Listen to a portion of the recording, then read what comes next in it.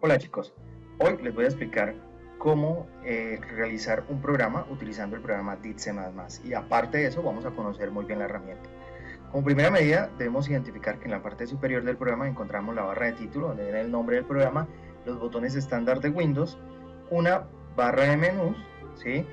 Adicional a ello tenemos una cinta de opciones o una barrita de opciones donde encontramos las herramientas más utilizadas o las más comúnmente utilizadas. Luego de la herramienta o la arquitectura de la herramienta, entonces encontramos un explorador de proyectos. Aquí van a aparecer todos los proyectos, las carpetas y los archivos de programación, ¿sí?, que nosotros hayamos creado.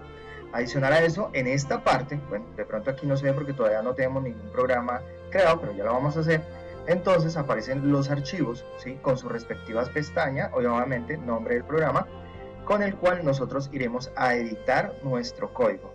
Y en la parte final entonces va a aparecer nuestro espacio de compilación, ¿listo? Donde van a aparecer todos los resultados de si la ejecución está correctamente, o sea, la ejecución de los programas que nosotros vayamos a editar.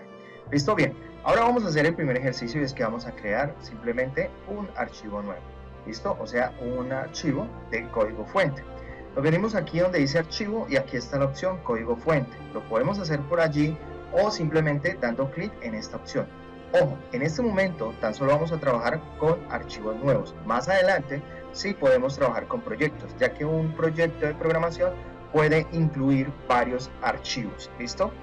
En este caso, pues lo primero, ¿no? Ya estamos aquí nosotros en nuestro archivo nuevo. Obviamente no tenemos ninguna carpeta, nada aquí cargado porque pues no es un proyecto. Simplemente es un archivo individual de trabajo.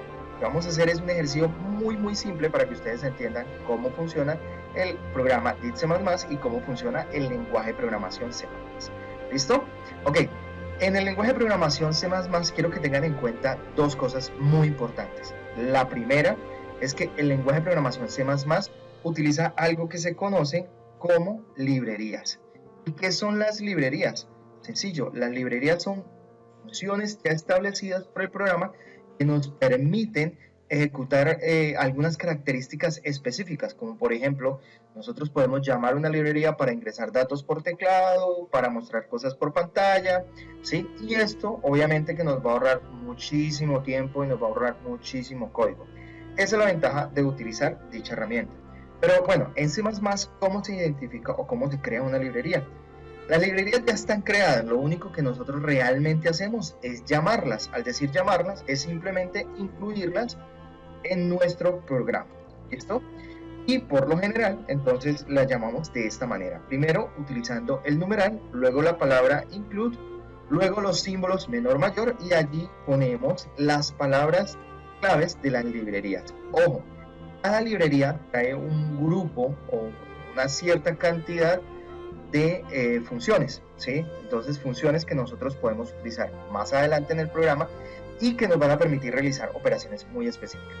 Pero bueno, no existe dentro de C++ o dentro del programa una sola librería, sino que existen muchísimas, ¿sí? Simplemente lo único que tenemos que hacer, bueno, y de diferentes tipos, lo único que tenemos que hacer es simplemente empezar a incluirlas, ¿sí? Allí la palabra include, ¿listo? Entonces empezamos a incluir nuestras librerías, que hay muchísimas, hay para operaciones matemáticas, hay para ingresar datos por teclado, hay para mostrar datos por pantalla, hay para dibujar, ¿sí? Donde no todo el trabajo lo tenemos que hacer nosotros, sino que las librerías, pues obviamente que ya por defecto nos permiten a nosotros incluirlas, ¿listo? Y dentro de la programación en C es muy importante llamar a estas librerías porque pues obviamente si no lo hacemos nos tocaría incluir dentro del código muchísima información. Pero bueno, ya luego haré la explicación cada una de las librerías que contiene, ¿listo? Ok, otra cosa que es muy importante dentro de la programación en C, que yo les había señalado, aparte de las librerías, es ese bloque principal. Resulta que dentro de la programación yo siempre debo empezar a trabajar dentro de una estructura del bloque principal. Este bloque principal va a tener las principales instrucciones que va a tener nuestro programa para ejecutar. Ojo, no quiere decir que es la única función que yo voy a poder crear dentro de mi lenguaje o dentro de mi programa, no.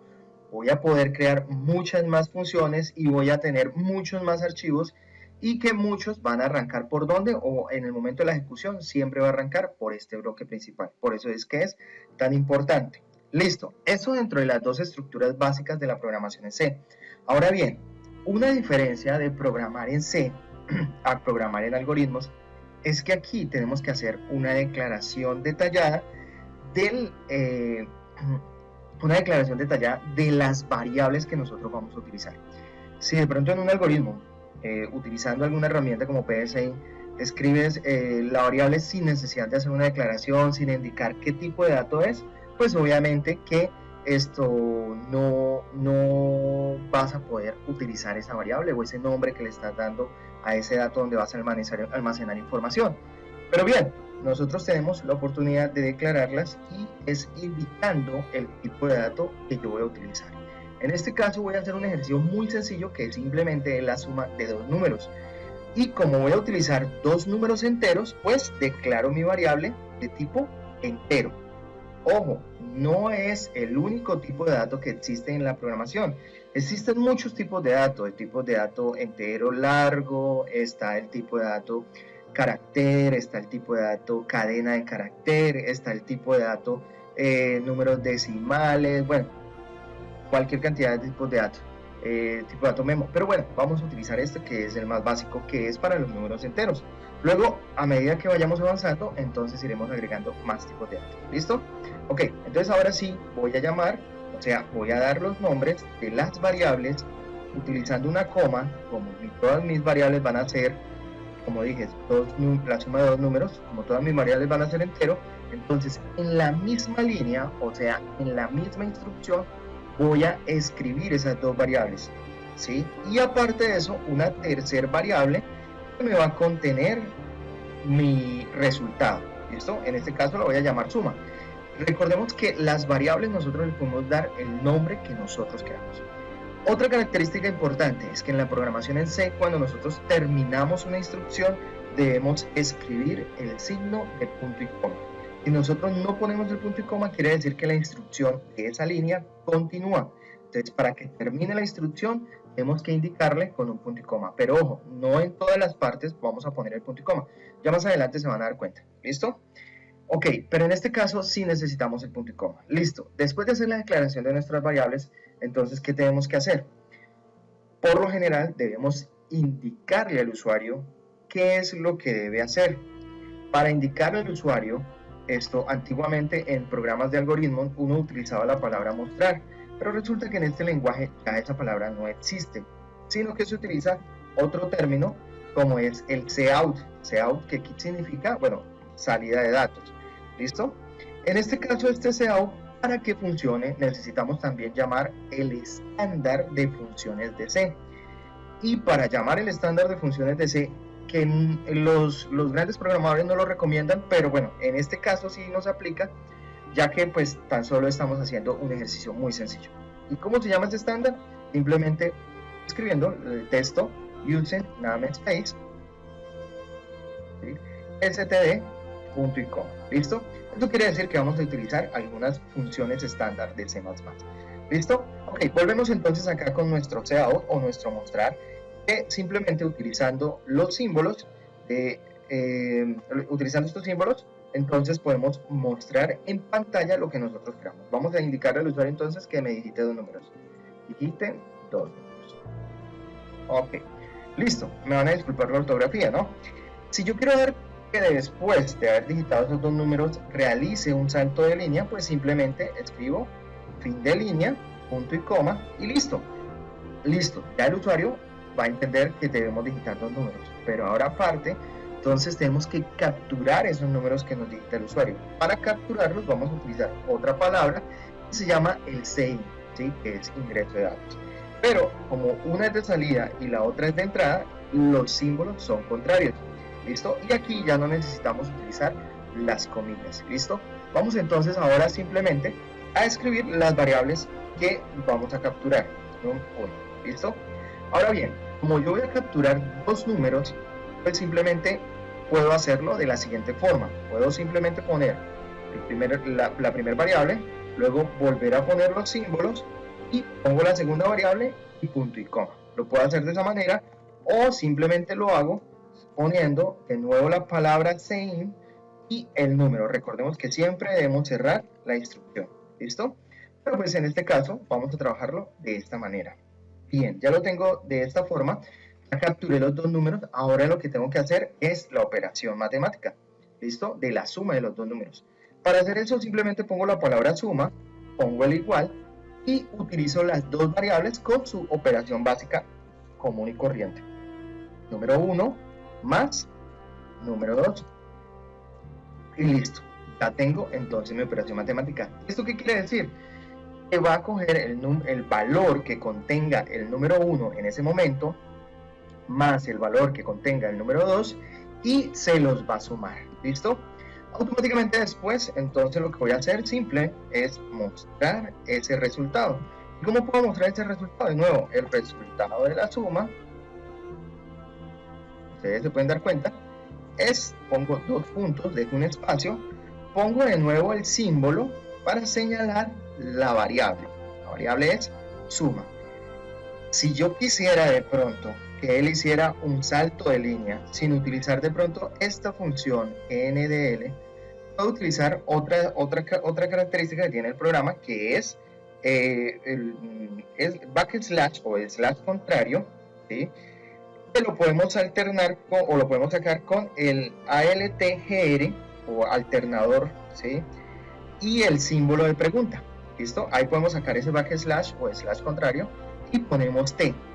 La T significa un tabulador, ¿sí? Y la otra es N.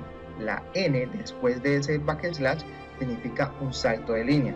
Entonces, lo que voy a hacer es que el resultado me lo muestre dando un salto de línea y automáticamente después genere un tabulador. ¿Listo? Listo, eso es todo. Recordemos que también cada vez que nosotros abrimos una estructura debemos cerrarla. En este caso vamos a utilizar las llaves, perdón. Entonces utilizamos las llaves, ¿listo? Para cerrar nuestro programa. ¿Listo? ¿Ok? Eso es todo. Con esto nosotros podemos ya crear nuestro programa. Pero, listo. ¿Y cómo lo hacemos para ver el resultado? Sencillo. El programa, pues obviamente para poderlo compilar y ejecutar, que es una de las diferencias ya, que es un lenguaje de programación, entonces lo que tenemos que hacer es darle primero guardar. Aquí están los iconos de guardar, o si quieren lo podemos dar acá donde dice archivo, nos dice guardar como, bueno, si lo queremos guardar en cualquier ubicación, pero como es la primera vez, en el momento de guardar nos va a generar de una vez donde queremos guardarlo. Voy a dejarlo aquí sin nombre 1 y le voy a dar guardar. Listo, aquí me decía que ya existe, le digo que sí. Listo, ya quedó guardado mi archivo, está en el escritorio. Ok, ahora me vengo acá donde dice compilar y lo ejecuto. La compilación me indica si yo tengo o tengo algún error, ¿sí? En mi programa. En este caso me está señalando que la línea número 2 tiene un error. ¿Cuál es el error? Es fácil, mire, había escrito mal, ¿sí? Pero el programa me detecta cualquier error que yo tenga. Si yo quiero de pronto señalar dónde se ubica el error, ya que de pronto no me lo haya señalado o me despisté y lo cambié, no sé, entonces simplemente me vengo en la parte de compilación acá abajo y le doy clic donde me señala y él empieza a señalar en dónde se ubica el error. Acá estaba el error. ¿Listo? Ok, esta es la ventana de compilación donde prácticamente se muestran los resultados de si el código está bien escrito. ¿Listo? Ahora vamos de nuevo a compilarlo para ver que no tengamos ningún otro error. ¿Listo? Ok, entonces me está señalando, ok, miren, me hace falta un punto y coma. ¿Listo? Termino el punto y coma, vuelvo y compilo. ¿Listo? Aquí me tienen que salir 0 errores, 0 warning que son mensajes de alerta, y ya puedo ejecutar mi programa. ¿Dónde lo ejecuto? Acá. Recordemos que si ustedes se paran con el puntero del mouse sobre cada uno de los botones, aparece la opción del comando, ¿sí? De teclas con las cuales yo puedo compilar, puedo ejecutar y puedo compilar y ejecutar al mismo tiempo. ¿Listo? En este caso le voy a dar a ejecutar y aquí está mi programa. ¿Listo? Bien, aquí me indica digite dos números, voy a digitar dos números, 2, 3, ¿listo? Y fíjense cómo me muestra el resultado. El resultado de la suma está. Listo. Si yo presiono el botón, automáticamente cierra el programa, cierra la ventana donde estaba haciendo la ejecución del programa. Eso es todo. Recordemos, chicos, dos estructuras importantes: las librerías y el bloque principal. ¿Listo? Esto es lo que necesitamos tener en cuenta. Ya lo demás es simplemente lógica de programación que ustedes ya más o menos conocen. ¿Listo? Ok, eso es todo por hoy. Espero les haya servido y logren realizar los ejercicios que les voy a dejar.